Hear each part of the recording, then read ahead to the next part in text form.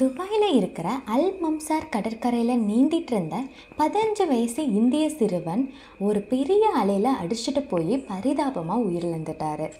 துபாயில் இருக்கக்கூடிய Indian model பள்ளியில் 10ஆம் வகுப்பு படிப்பவர் தான் அகமது அப்துல்லா மஃபாஸ்.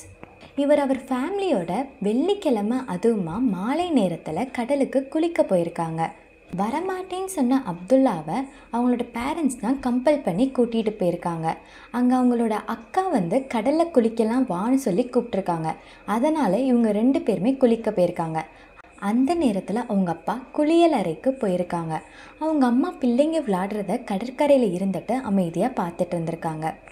அப்போது திடீர்னு கரைக்கு பெரிய அலைகள்லாம் வர ஆரம்பிச்சிருக்கு. பெரிய அலைகள் வந்ததும் மகனால் நீந்த முடியாமல் தவிக்கிறத பார்த்து அம்மா பயந்துருக்காங்க. அக்கா அவங்களோட தம்பியை பிடிக்கிறதுக்காக போயிருக்காங்க. ஆனால் அவங்களாலையும் பிடிக்க முடியலை. இவங்க 2 பேருமே அலையில் சிக்கிக்கிறாங்க. அப்போது அந்த இடத்துக்கு வந்த அரேபிய நீச்சல் வீரர் அந்த அக்காவை காப்பாற்றிட்டாரு. ஆனால் அந்த பையன் எங்கன்னு அவருக்கு தெரியலை. அந்த சிறுவனோட 2 உடலை கடந்த சனிக்கிழமை தான் கண்டுபிடிச்சாங்க. அவரோட உடலை துபாயிலேயே அடக்கம் செஞ்சிட்டாங்க.